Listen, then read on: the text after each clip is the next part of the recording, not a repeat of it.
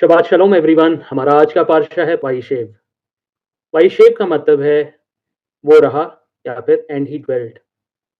ये साल के तौरा साइकिल का नौवां तौरा पार्शा है और बेरेशित यानी जेनेसिस या पैदाइश का भी नौवां तौरा पोर्शन है जिसका रेफरेंस है Genesis chapter 37 verse 1 until chapter 40 verse 23 यानी पैदाइश 37 बाब उसकी पहली आयत से लेकर 40 बाब उसकी 23 आयत तक। जैसा कि हम सब इस बात से वाकिफ़ हैं कि हम लोग इस तौरा साइकिल में पारशा को उसके हफ्तारा से सीखते हैं। तो इसके हफ्तारा का हवाला है आमोस की किताब उसका 2 बाब 6 आयत से लेकर 3 बाब उसकी 8 आयत तक। इस हफ्तारा में आमोस नबी बनी इसराइल को उनके इखलाकी और समाजी गुनाहों पर तंबीह करते हैं और वो वाज़ेह करते हैं कि खुदा जिसने बनी इसराइल को मिस्र से निकाला और उन्हें अपनी ख़ास कौम बनाया, उनसे ज़्यादा इंसाफ़, इख़लाक़ और दयानत का तकाज़ा करता है। आमोस नबी ने उनके गुनाहों पर सख्त गिरफ्त करते हुए उन्हें तंबीह की और उन्हें झिंझोड़ा और उन्हें बताया कि ये कौम यानी बनी इसराइल गुनाहों में मुब्तला हो चुकी है। बनी इसराइल में इंसाफ का खात्मा हो चुका था। दौलतमंद लोग गरीबों के हक को पामाल कर रहे थे। रिश्वत और बदउनवानी आम हो चुकी थी। हाकिम लोग मामूली फ़ायदे के लिए सच को झूठ के साथ बदल देते थे। कमज़ोरों पर जुल्म हो रहा था। ज़रूरतमंदों को पैसे के बदले गुलाम बनाया जा रहा था और बनी इसराइल में इखलाकी बिगाड़ भी पैदा हो चुका था। माशरे में बेराह रवी बढ़ चुकी थी। आमोस नबी ऐलान करते हैं कि अगरचे खुदा ने इसराइल को दूसरी कौमों पर फजीलत दी है, लेकिन इसका यह हरगिज़ मतलब नहीं कि वो सज़ा से मुस्तस्ना हैं। वो भी सज़ा के हकदार होंगे। बल्कि जो कौम जितनी खुदा के करीब है, उनके लिए ज़िम्मेदारी भी उतनी ही ज़्यादा है कि खुदा जब इंसानों से बात करता है या उन्हें तंबीह करता है, तो ये बेमकसद नहीं होता। जैसे शेर बगैर शिकार के नहीं गरजता, इसी तरह खुदा भी बगैर वजह के कौम को तंबीह नहीं करता। इसलिए बनी इसराइल को अपनी रविश बदलनी चाहिए और अदल इंसाफ को अपना असल मयार बनाना चाहिए। पारशा वाइशेफ और इसके हफ्तारा दोनों का एक मरकज़ी पैगाम ये भी है कि जुल्म, हसद और नाइंसाफ़ी कौमों और ख़ानदानों को तबाह कर देते हैं। खुदा चाहता है कि उसके मुंतखब लोग हमेशा इखलाक, इंसाफ और सच्चाई पर कायम रहें। These were some highlights of this synop and of this parsha and haftara, and we learned more about this from Asad Bhai. Over to you, Asad Bhai. आप सबकी सलामती हो, शबात शलोम। आपकी भी सलामती। तो आज हम एक गांव के एक चरवाहे के बारे में जानने की कोशिश करेंगे। तो नॉर्मली जब हम चरवाहों का जो है जिक्र करते हैं, तो जो इम्प्रेशन हमारे ज़हन में आता है वो यही है कि ये इतने अगर कुछ पढ़े हैं तो इतने नहीं होंगे या बिल्कुल ही पढ़े लिखे नहीं होंगे। कुछ इस किस्म के ख्यालात हमारे ज़हन में उठते हैं। लेकिन आज हम एक गाँव के एक सादे से एक ऐसे चरवाहे के बारे में जानेंगे, जो कि अपनी ज़बान बयान में बहुत सारे जो है वो आलिमों को भी मात दे देता है। और वो है जनाब आमूस। एक नया किरदार जो है वो इंट्रोड्यूस हुआ आज के हमारे तौरा पोर्शन के रेफरेंस में और हफ्तारा के रेफरेंस में। ये ज़रूर है कि हम इनके बारे में जानें। हम पीछे जनाब यर्मिया के बारे में बात कर चुके हैं, जनाब अब्दिया के बारे में बात कर चुके हैं, जनाब होशिया के बारे में बात कर चुके हैं और एक ऐसे नबी जो हैं जिनका हिस्सा तो आया है, लेकिन हमने उनके बारे में बात नहीं की। वो हमारे जो है ना पेंडिंग है। किसी को याद है वो कौन है? मैंने ये कहा था कि इनके बारे हम किसी अगले, क्योंकि इनसे मुलाकात हमारी होगी तो फिर हम इनके बारे में बात करेंगे। तो किसी को याद है कि वो कौन से हैं जो रह गए हैं? मलाकी नबी। मलाकी नबी के बारे हमारी हाँ जी, मलाकी नबी के बारे हमारी बात रह गई है। सो आज जो हमारा एक करैक्टर है वो तकोआ गाँव का एक चरवाहा है और ये वो खुद कहते हैं। आमूस नबी अपने बारे में खुद कहते हैं। सो बुनियादी तौर पे आमूस जो है इसका मतलब है वज़न उठाना या जिसके ऊपर वज़न डाल दिया गया हो या वज़न उठाने वाला। आमूस नबी का जो एरा है, जो टाइम पीरियड है, ये करीबन 8वीं सदी बीसीई जो है वो समझा जाता है, जिसमें उजिया बादशाह जो हैं वो यहूदा पे हुक्मरान थे और यरबाम दोम जो थे वो इसराइल पे जो है ना हुक्मरान था। और जो इनकी नबूवत का जो एरा है या जो नबूवत का टाइम पीरियड है, ये समझा जाता है कि ये जनाबे होशिया जो थे, होशिया नबी जो थे, उनसे जो है ना कुछ पहले की बात है। सो जैसा कि आपने ये सुन लिया है कि जो उनका जो प्लेस ऑफ ओरिजिन है, जहाँ से वो आए, वो तकोआ जो है वो गाँव है। ये जो है ना यहूदा में है। सो ये नबी जो हैं ये बुनियादी तौर पे यहूदा से ताल्लुक रखते थे। सो साउथ ऑफ बेथलेहम जो है ये गाँव आता है। और एक बड़ी इंटरेस्टिंग चीज़ जो है वो ये अपने बारे में कहते हैं, मतलब वो एम्फसाइज़ करते हैं कि वो कोई प्रोफेशनल प्रॉफिट नहीं है। और ये आपको जनाब आमूस के सहीफ़ा उसके 7वें बाब 14वीं-15वीं आयत में जो है मिल जाएगा। सो वो अपने बारे में यही कहते हैं कि वो कोई प्रोफेशनल प्रॉफिट नहीं है, बल्कि वो एक चरवाहे हैं। एक जो है ना एक सादा इंसान है। इंटरेस्टिंग बात ये है, अच्छा, प्रोफेशनल प्रॉफिट पे आप लोग शायद थोड़े से हैरान हुए होंगे।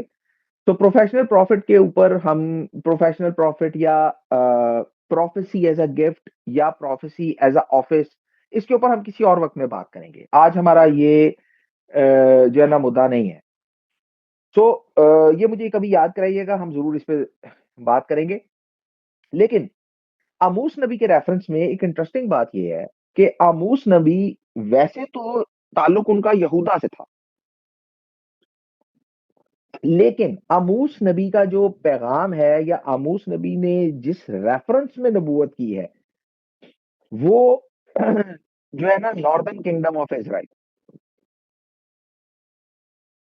और अगर आप इनकी किताब उठाएंगे तो आपको ये पता लगेगा कि जो सोशल इनजस्टिस है, जो करप्शन है, जो मजहब में जो बिगाड़ पैदा हो रहा था, उसके अगेंस्ट एक फियर्स किस्म की जो है कंडेमिनेशन जो है ना वो आपको जो है ना मिलेगी।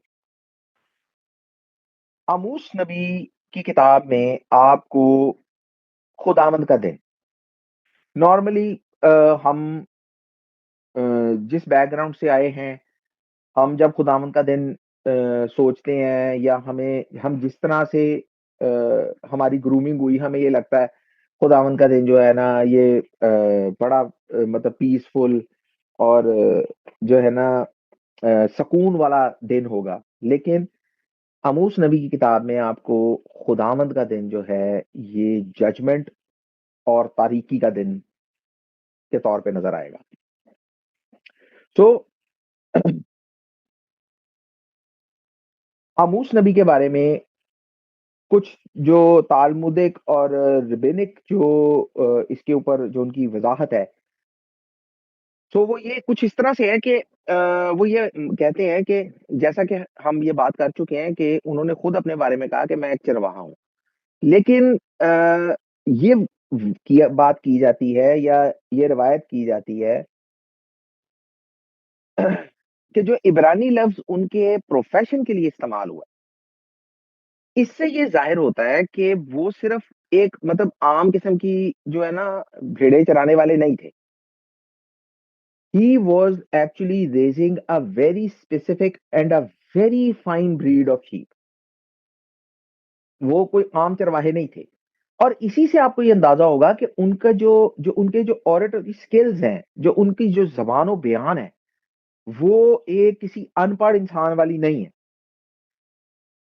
सो he was raising specific fine breed of sheep, और इसी की वजह से वो ये कहते हैं कि जो उनकी जो अटेंशन टू डिटेल है रिगार्डिंग द प्रोफेसी, वो बहुत कमाल है, तो मेटिकुलस है। सो बाकी जो प्रॉफिट्स हैं, उनसे अगर आप इनका टाइमलाइन को देखेंगे, क्रोनोलॉजिकली देखेंगे, तो ये जो है ना, he is kind of the oldest of the 12 minor profits. 12 minor profits का आप लोगों को पता ही होगा, जिनकी किताबें आखिर में हैं, to make it easy for you, जिनकी किताबें आखिर में है, वो 12 माइनर प्रॉफिट्स जो है उनके अंदर he is considered as the oldest. और चूंकि ये कंटेम्पररी थे जनाबे होसिया के, जनाबे यसाया के, और कमोबेश जो जनाबे मीका नबी हैं उनके वेरी अर्ली ईयर्स में जो है ना, ये इनका सारा जो है ना वो टाइमलाइन है।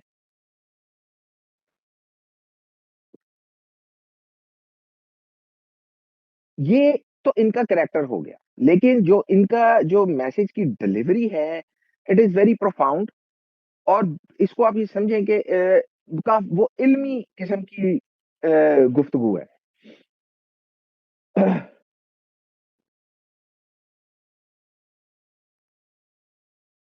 आप जनाब आमूस को जब पढ़ेंगे तो आपको एक और बड़ी मजेदार चीज पता लगेगी। मतलब ये उन नबियों में से हैं जिन्होंने खुदा की जजमेंट को देखा था।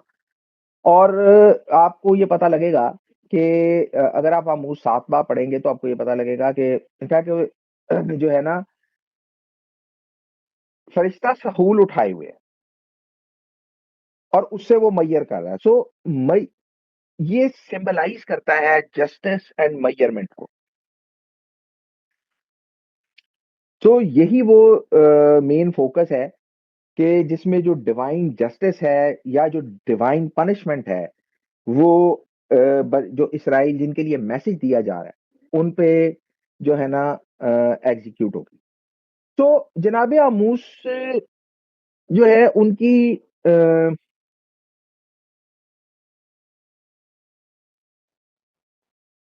जनाब आमूस को बकायदा जो है ना परसिक्यूशन का, और ये वो परसिक्यूशन नहीं है जो नॉर्मली हम जिसका बयान करते हैं कि जी वी आर वेरी परसिक्यूटेड।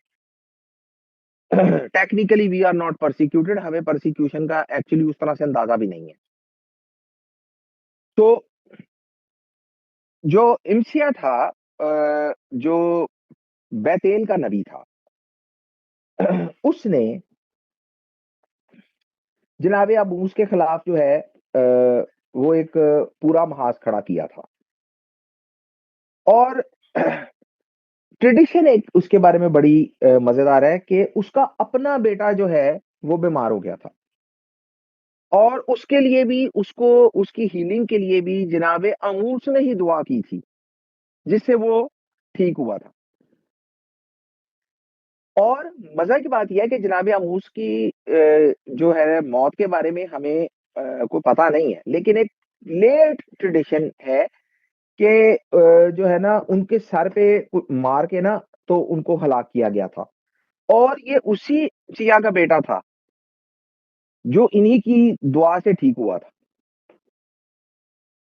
और फिर मतलब वो जो है ना जख्मों की ताब ना लाते हुए जो है ना उन्होंने वो शहीद हुए। पर ये एक बहुत लेट रिवायत है, लेकिन हमें कुछ डायरेक्ट नहीं पता लगता कि जो है ना उनके साथ हुआ क्या था, हाउ डिड ही डाई। तो जनाब आमूस जो है, he is remembered as the prophet of justice. और उनका ओरिजिन वो भी जो है ना स्पेसिफिक नबियों की तरह नहीं था, वो बड़ा यूनिक था। वो खुद कह रहे हैं कि मैं चरवाहा हूं, मैं एक सादा इंसान हूं।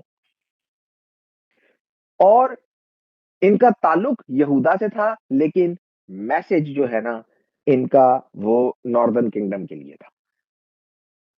तो नॉर्दर्न किंगडम के बारे में अगर आप इतना काफ़ी कुछ हम बयान कर चुके हैं और आपको इस चीज़ का आइडिया होगा कि वो ये पसंद नहीं करते थे कि उनके रिलीजियस अफेयर्स के अंदर कोई बंदा जो है इस तरह हाथ डाले। स्पेशली कोई बंदा यहूदा से उठ के आके जो है ना वो ऐसा काम करे। वो तो अब उन लोगों को अक्सर मार दिया करते थे जो उनकी अपनी ममलिकत से उठ के उनके खिलाफ जो है वो खुदावंद का कलाम सुनाते थे।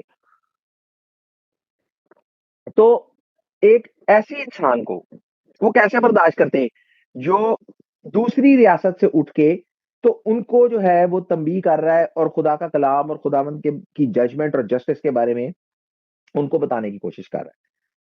सो ये तो थे हमारे जो है ना आमूस नबी का थोड़ा-सा तारुफ। ये जानना हमारे लिए ज़रूरी है क्योंकि हमें ये पता हो कि जो मैसेज डिलीवर हो रहा है, वो किस-किस सबब से डिलीवर हो रहा है और क्यों हो रहा है। तो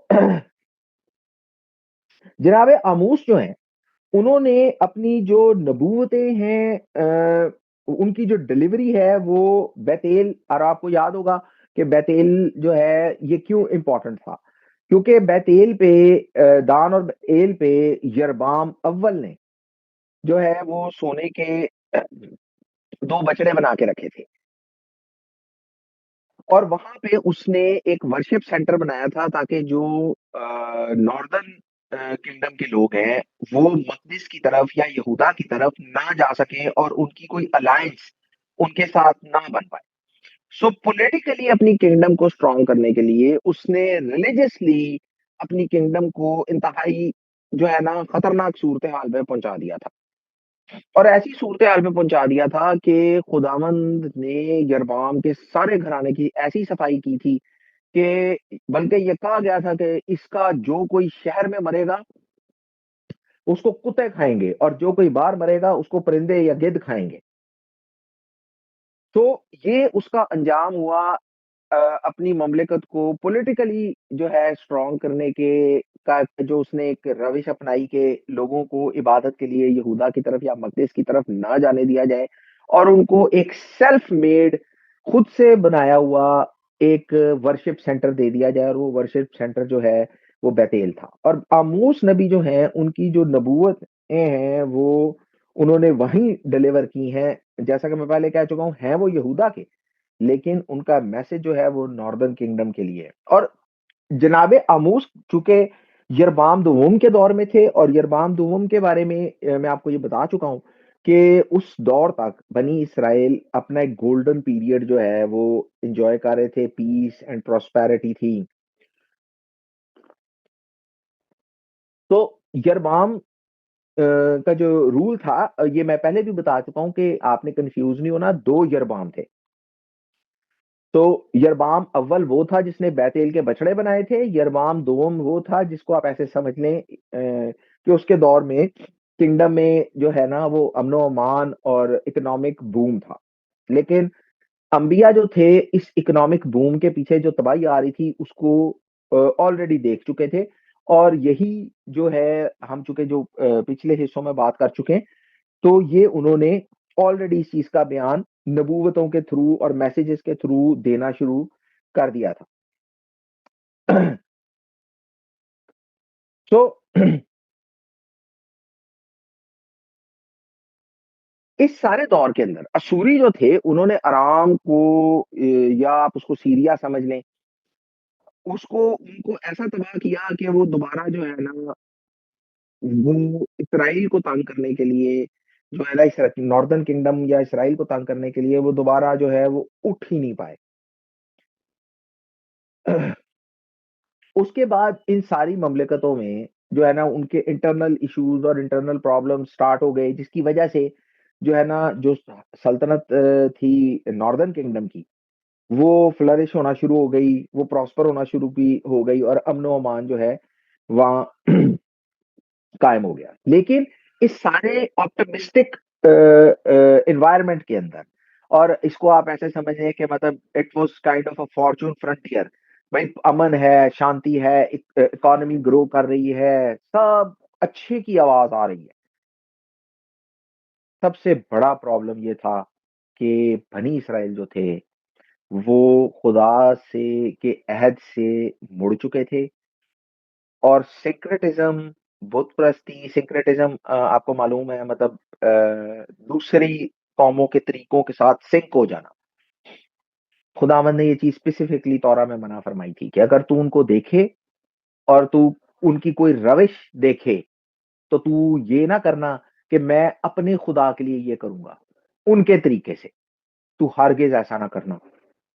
तो there is no room for syncretism. अगर आप इबादत करेंगे तो खुदावंद के बताए तरीके से करेंगे। अगर आप जो है ना जो काम आपने करना है वो खुदावंद कहेंगे तो करना है, नहीं नहीं कहेंगे तो नहीं करना है।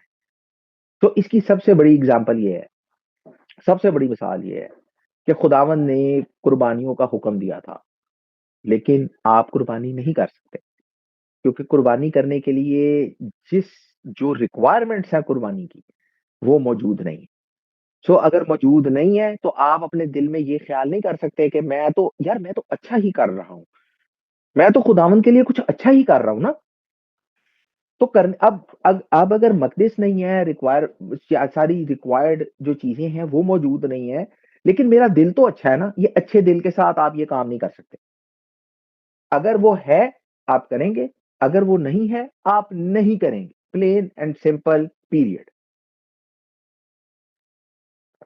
लेकिन यरबाम अव्वल जो था उसने एक सेल्फ मेड एक और ही मजहब जो है ना वो मिक्स करके तो खड़ा कर दिया ताकि पॉलिटिकली वो स्ट्रांग रहे। अच्छा, उसके बाद वो तो चला गया, लेकिन उसके बाद जब अखिया बादशाह या एजबल का दौर आया तो उसमें बाल परस्ती को खूब हवा मिली, बाल परस्ती फुल अरूज पे थी। और जो है ना इनका बहुत ज्यादा जो है ना इन्फ्लुएंस वो बनी इसराइल पे था। ये तो था ही। एक बड़ी मशहूर कहानी है अखियब के दौर की, जिसमें वो नबूत का पाकिस्तान छीन लेता है। तो नबूत का पाकिस्तान छीनना तो वो कहानी तो आप पढ़ भी सकते हैं if you do not know. अगर आपको पता है तो और भी अच्छी बात है, बारूक हाशिम, इस बात के लिए। लेकिन नबूत के पाकिस्तान का छीना जाना ये बुनियादी तौर पे आपको ये बताता क्या था कि जो जो सोशल जस्टिस का फैब्रिक था वो गरीबों के लिए उस तरह से नहीं था जिस तरह अमीरों के लिए था। अगर आप तौरा के जस्टिस सिस्टम पे जाएंगे तो आपको ये पता लगेगा कि तौरा एक ही रूल देसी परदेसी अमीर गरीब सबके लिए डिफाइन करती है। इट इज वेरी इंटरेस्टिंग कि अगर गरीब अमीर का नुकसान कर दे तो उसको भी सजा से माफी नहीं है। आपने कॉमनली अपने कल्चर से मेरी मुराद जो है ये सब कॉन्टिनेंट का कल्चर है। यहां पर कल्चर सेम है। हम बेशक जो है दो मुल्कों में डिवाइड है, लेकिन ओवरऑल जो सब कॉन्टिनेंट का कल्चर है यहाँ कमोबेश एक से ही लोग पाए जाते हैं। तो आप ये देखेंगे हमारे कल्चर में अगर कोई साइकिल वाला वो किसी अमीर आदमी की गाड़ी से टकरा जाता है तो हम अमीर आदमी को ये समझा रहे होते हैं कि भाई अ, यार वो गरीब आदमी है, प्लीज उसको जाने दें, गरीब है। और इसीलिए मेरे उस्ताद ये कहते थे कि गरीब आदमी बहुत जालिम होता है, क्योंकि हम गरीब आदमी को जालिम बनाते हैं, क्योंकि हम जस्टिस सिस्टम के अगेंस्ट गरीब आदमी की फेवर करते हैं। जो गरीब आदमी है इसका ये मतलब है कि वो जो जस्टिस का फैब्रिक है उसको तबाह करने का राइट रखता है। वो किसी का भी नुकसान कर देगा तो उसको ये प्ली या ये इजाजत मिलेगी कि भाई ये गरीब आदमी है इसको जाने दो। तो गरीब आदमी जो है हमारे स्पेशली हमारे कल्चर में उसको ये एक प्ली मिल जाती है। और ये भी एक रीजन है जब आपका जस्टिस सिस्टम फॉल करता है। तो coming back to the point कि उधर भी यही सूरत हाल बन गई थी। नबूत का पाकिस्तान का छीना जाना, नबूत के पाकिस्तान पे कब्जा हो जाना अखियब का, ये जाहिर कर रहा था कि बादशाह या अमीर तबका जो है वो गरीब से कुछ भी छीन सकता है, किसी वक्त भी छीन सकता है, कुछ भी कर सकता है, कब कहीं उनको मरवा सकता है। कहीं कत्ल करवा सकता है, व्हाट्सोएवर।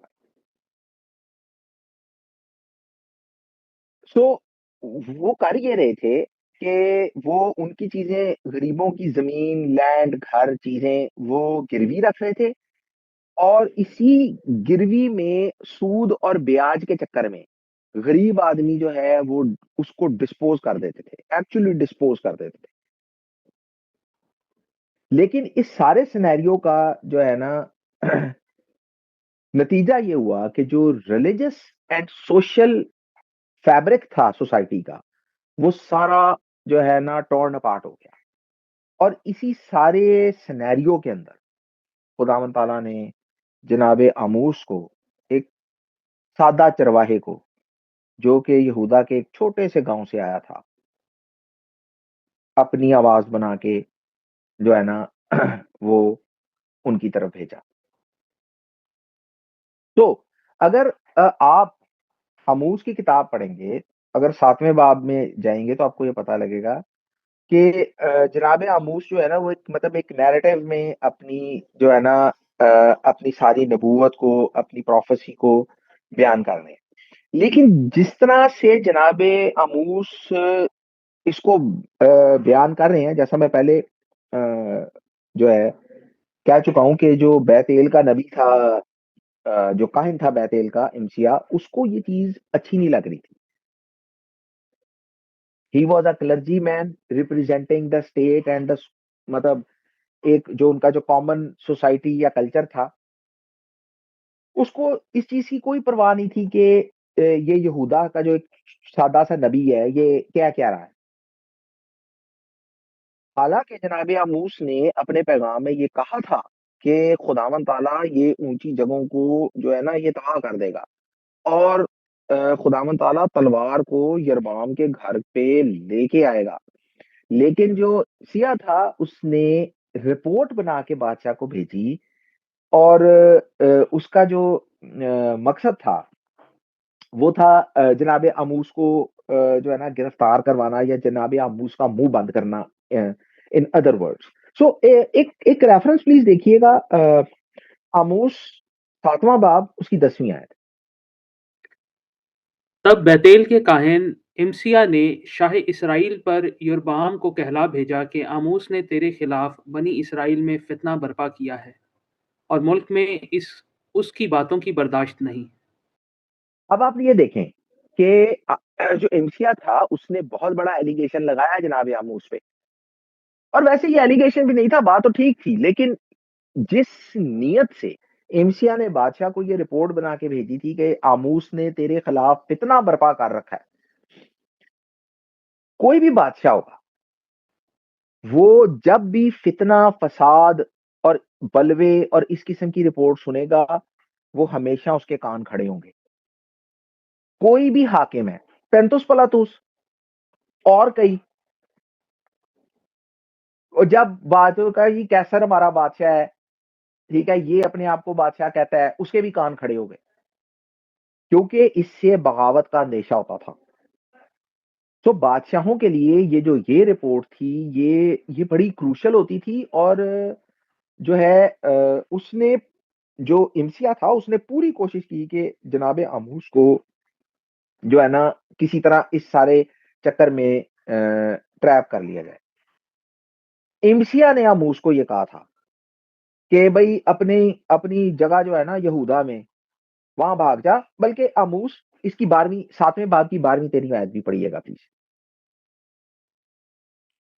और इमसिया ने आमूस से कहा, ए गैब गो, तू यहूदा के मुल्क को भाग जा, वहीं खा पी और नबूवत कर, पर बैतेल में फिर कभी नबूवत ना करना, क्योंकि ये बादशाह का मकदस और शाही महल है।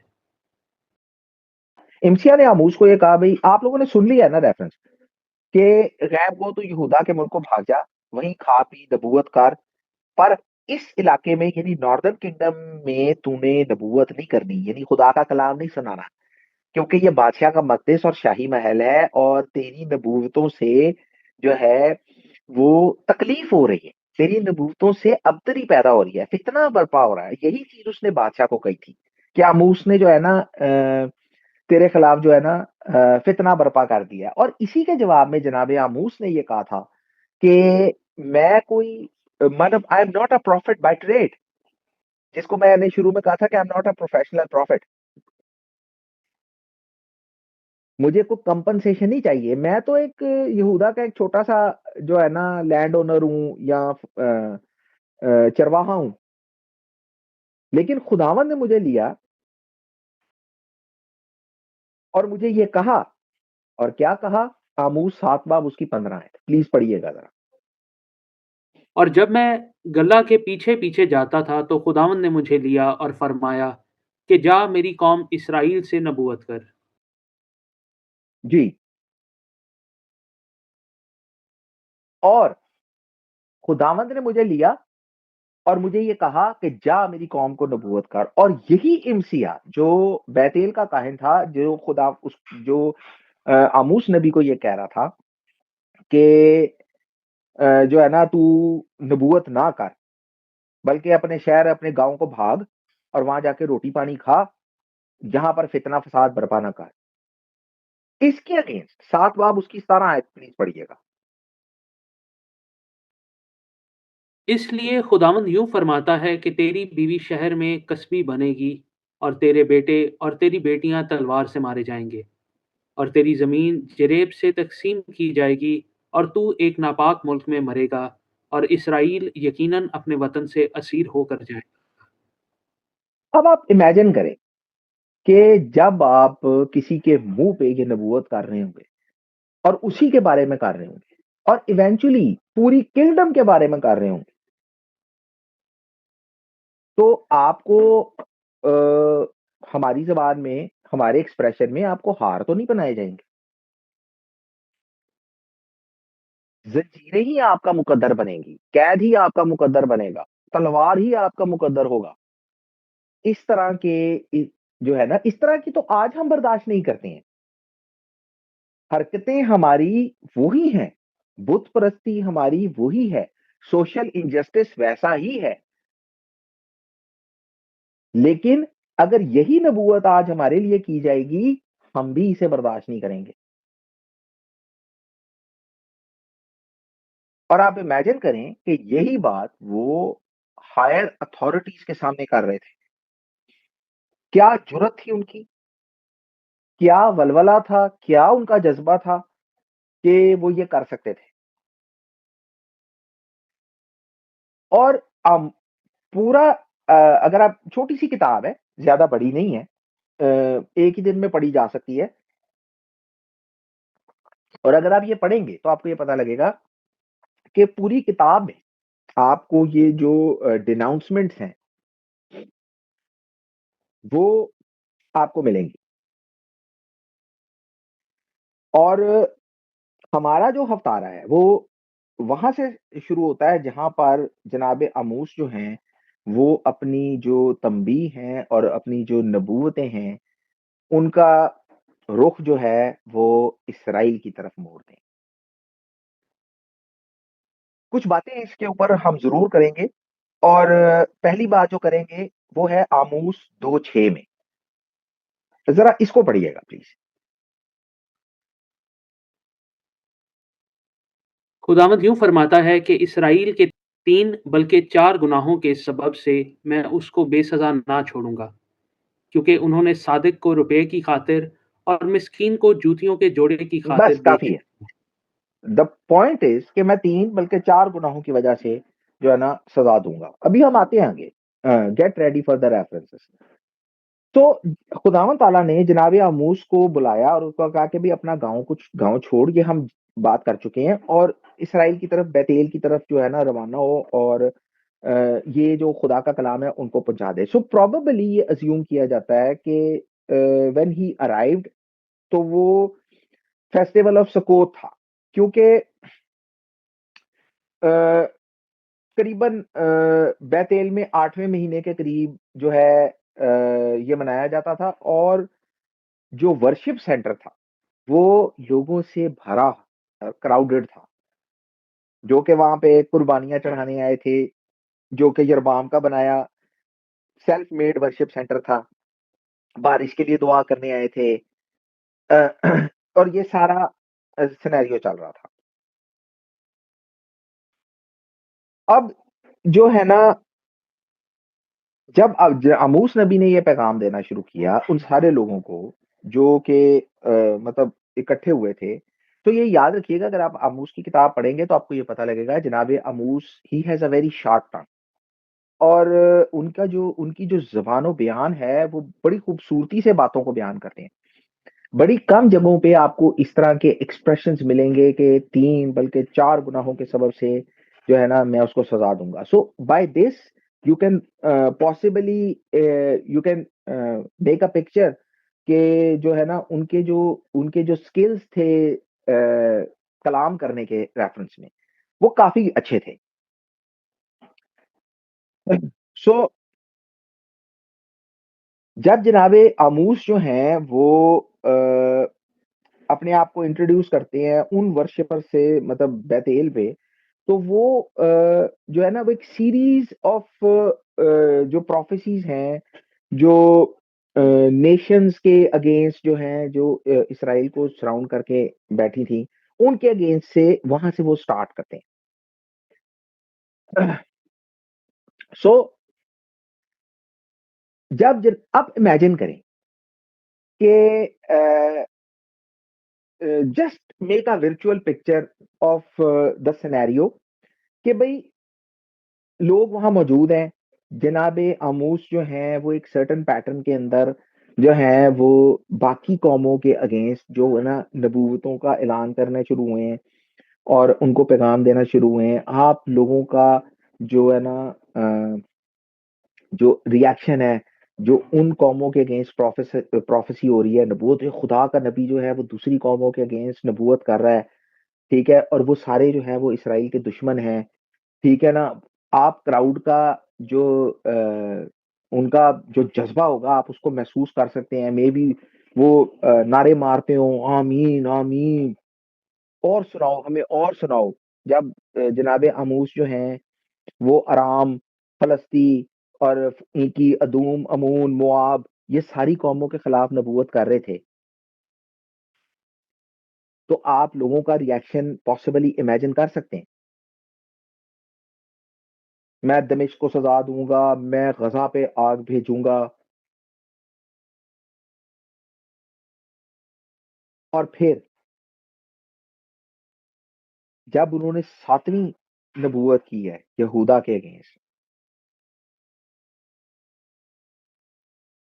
मे बी लोग थोड़े से एकदम हुए, थोड़ी सी आवाजें आई होंगी, अच्छा।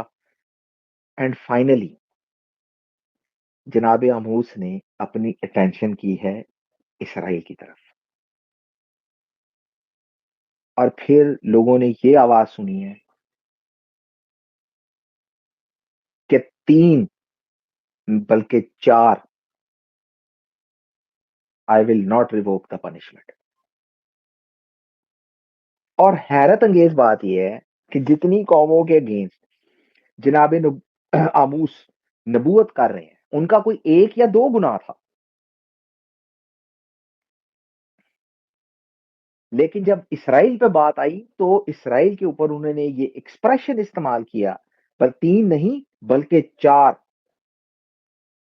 सो एक चीज आपको यहां बताता चलूं कि ये जो रिपीटेडली 3 बल्कि 4, it's a manner of saying कि वो कहा जाता है कि इफ यू थिंक कि 3 sins are bad enough for punishment, 4 are really bad. It's a manner of saying, it's kind of an expression. So इसी से आप अंदाजा लगाएं कि जनाबे आमूस के जो ऑरेटोरी स्किल्स थे, जो उनकी जबानदानी थी, जबानो बयान था, वो कितना कमाल था। सो जनाबे आमूस जो हैं बाकी कौमों के लिए कोई 1 या हद 2 खताएं गिनवाते हैं, या 2 खताओं की बात करते हैं, 1 खता की बात करते हैं, लेकिन जब ये इसराइल की बात आती है तो जनाबे आमूस 7 खताएं, 7 गुनाह इसराइल के जो है ना उनको एक्सप्लेन करते हैं। और अब आप इमेजिन करें कि वो क्राउड जो बाकी कौमों के ऊपर सज़ा पे शायद आमीन, आमीन के नारे लगा रहा हो। एक और नारा भी है हमारे यहाँ बहुत कॉमनली लगता है, I would never dare to say it in this manner even for the sake of teaching you guys, I would never say that। लोगों ने उसको माइक टेस्टर के लिए लगाया होता है। खसमक लीला बारी ताला माफ करें, लेकिन आप फिलहाल वो आप लोगों को पता ही है, यू हैव द आइडिया कि वो क्या है, लेकिन आप फिलहाल सिर्फ आमीन से काम चला लें कि लोगों के आमीन आमीन के नारे हैं। और उसके बाद जब वो लिस्ट में इसराइल की 7 खताएं गिनाना, बल्कि 3 बल्कि 4, जब वो ऐसे एक्सप्रेशन इस्तेमाल करने शुरू होते हैं, तो उस मजमे के अंदर क्या शांति गुजरी होगी, आप इसको पॉसिबली इमेजिन कर सकते हैं।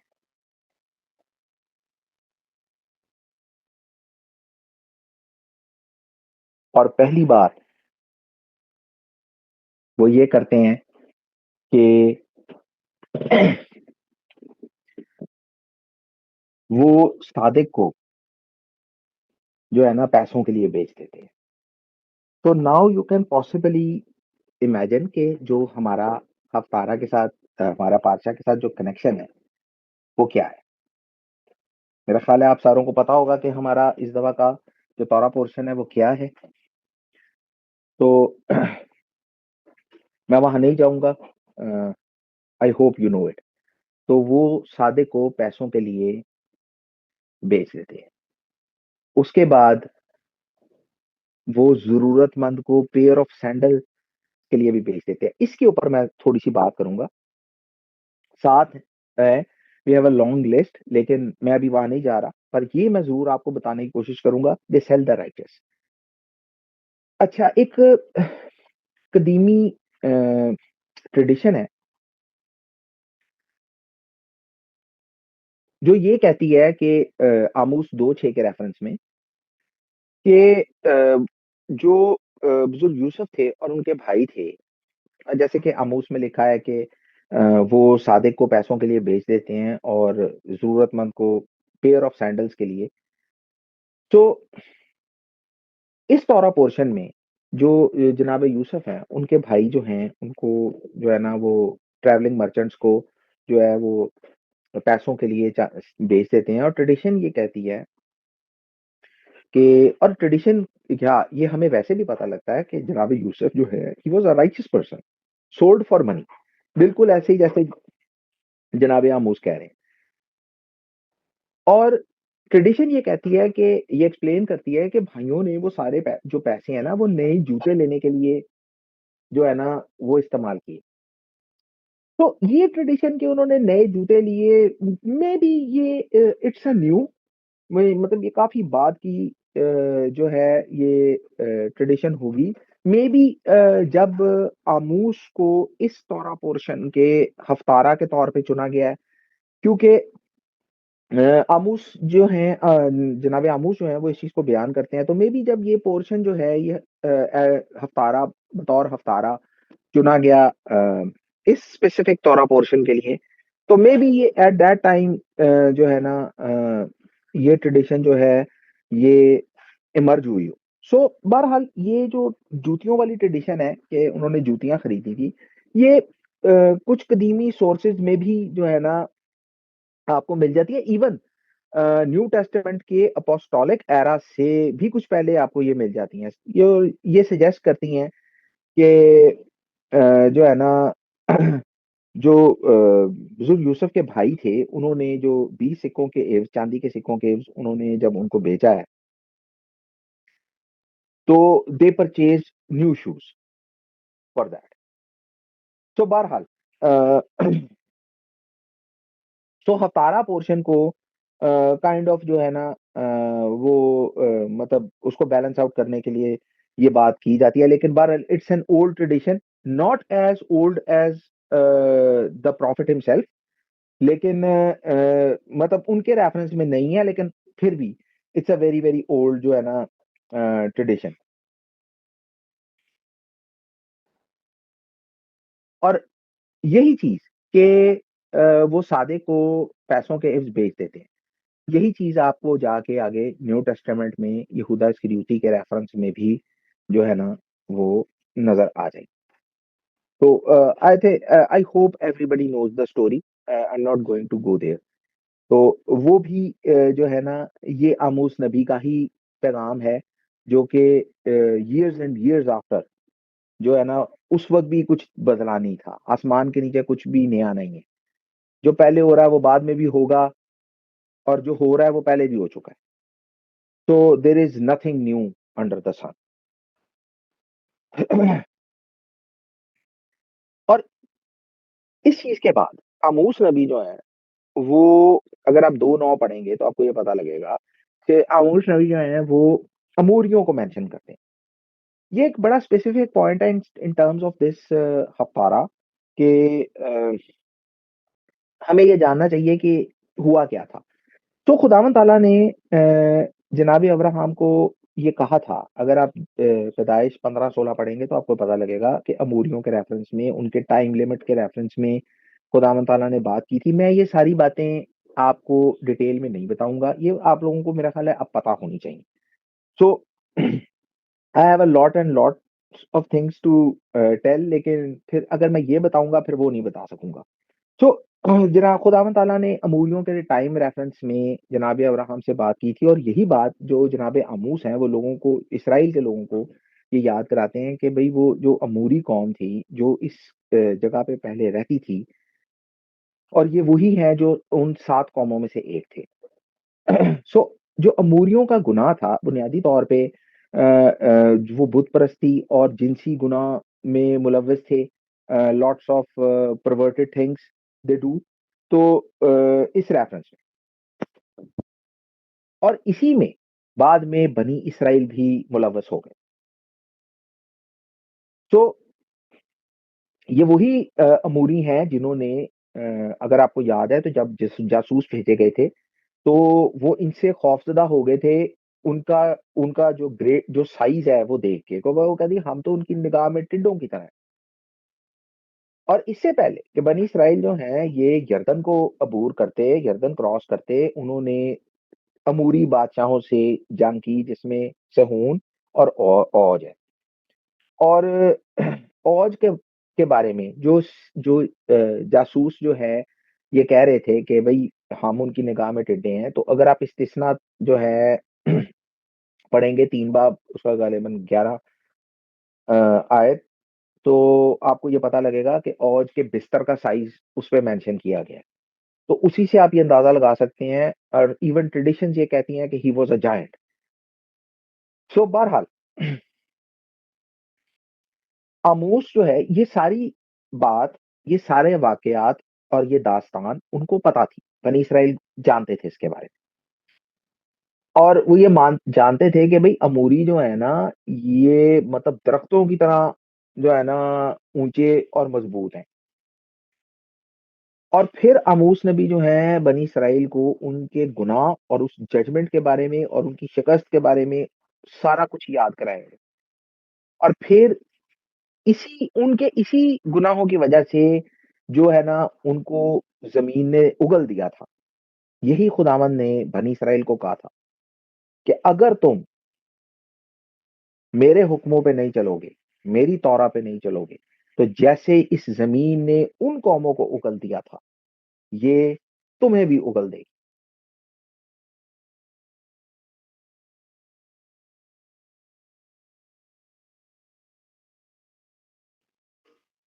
यही आमोस नबी का बुनियादी पैगाम था कि अगर तुम खुदावंद की तौरा पे नहीं चलोगे तो ये जमीन जो है ये तुम्हें भी उगल देगी।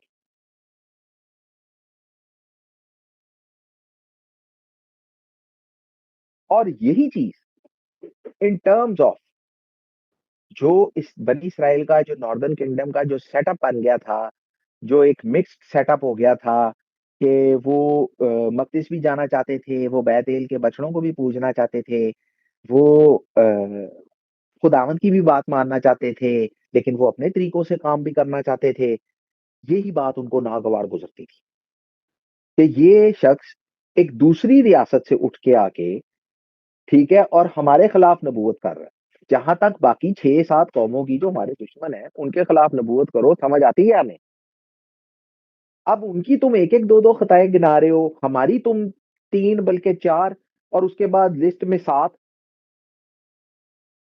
और फिर तुम हमारे खिलाफ हम खुदा की चोजन कौम है।